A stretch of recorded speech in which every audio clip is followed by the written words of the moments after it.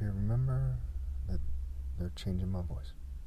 In this video, I'm going to attempt to cover a brief timeline of my top martial arts challenge and connect it to the powerful cyber weapons that are being used on political dissidents these days, including on people who speak out against ICE, people who are trying to fight back against the oppression that we see that's directed at undocumented immigrants, especially the political abuse of law enforcement that we see that's being used against undocumented immigrants.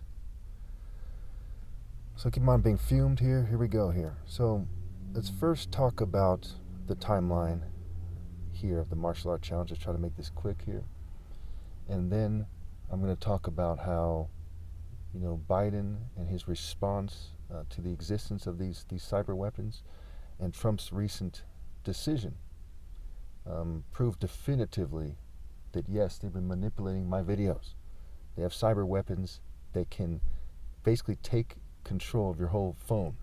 And keep in mind, that doesn't include the stuff they have at Google or YouTube or Facebook, etc., where they're working it from the inside as well. Okay, so keep in mind, they were taking control of the phone, and they also had control over YouTube. At one point, Google took control over YouTube, and Google has a certain relationship with the government, especially the NSA historically, and that's been exposed historically. So in 2013, I made the most important martial art challenge in human history after the 2012 challenge.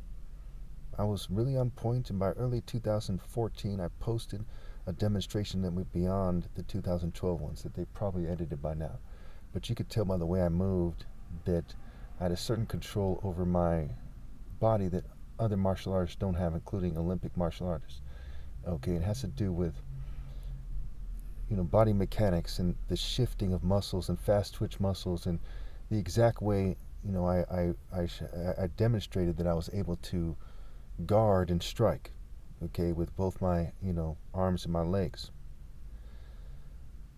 Okay, so in 2014 I posted this very important demonstration. It was a very brief demonstration, but it proved my point definitively. They slowed all of them down and edited all of them, but the challenge remained. Okay.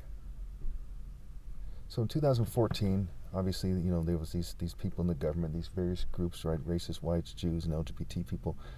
They used the infamous California mental health system, very corrupt system that everyone here knows is corrupt, to put me on psych meds for a time.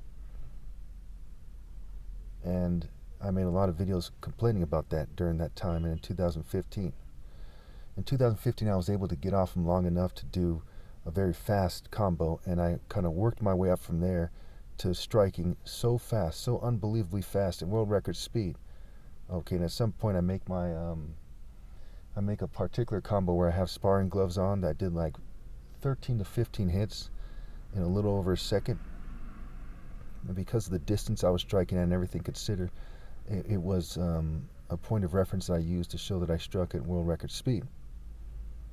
Okay, so they edited all these things and they did funny things here to try to draw them into question. Okay, but that, when you see that I have the top martial arts challenge, it's very much about speed and reflexes and blocking and strategy and footwork and so on and so forth, right? In nature, right? In the park, what have you, not on a mat. And so, there's no reason for me to lie. I'm not lying about this stuff. It's open and shut here. And obviously I've been very, very honest, especially in the last 7 or 8 years. Okay, especially with everything considered. So I also did a lot of fast knife strikes as well, etc. And in 2017, right, they started changing my body shape, what have you. In 2017, they blinded me, and I continued the challenge nonetheless. There was only a brief time where I called off the challenge, declared victory. That's when they blinded me, and then I continued the challenge. And, in 2017-18, I was still, pretty good shape. After about 19-20, I started being in pretty bad shape, but the challenge still continues, and I added the element of, they've got to rally to me and help me recover first. But of course, if they did that, I'd be compensated for a large amount of money, and they would be able to have an opportunity to win. I think we're at $200 million now. It's $100 million or $200 million if I'm compensated, 60,000 or 100,000 if I'm not. So just like there's a left-right paradigm, there's a globalist nationalist paradigm. These people work together.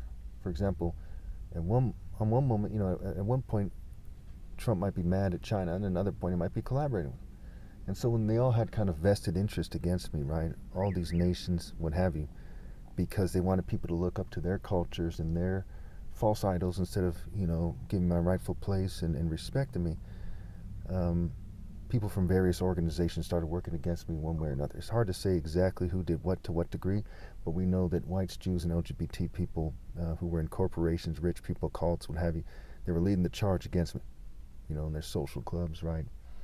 And just like we saw with Epstein, who was on record doing these nefarious activities, working with the CIA and other intelligence agencies, certainly ones from around the world, we see in this case that the Israeli people are the ones who gave him, the Paragon, the Pegasus. It should be on the screen.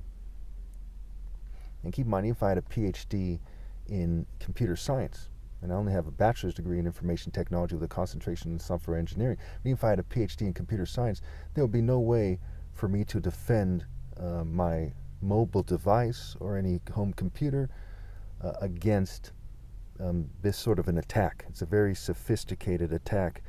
These people come together and they work with the people in the corporations almost certainly, and they help them find the loopholes and so on and so forth. So when you have an app, for example, on your phone, it's like a beachhead to launch an attack. And I've talked to other people who, people who are much more, they're much more involved in computer science than I am.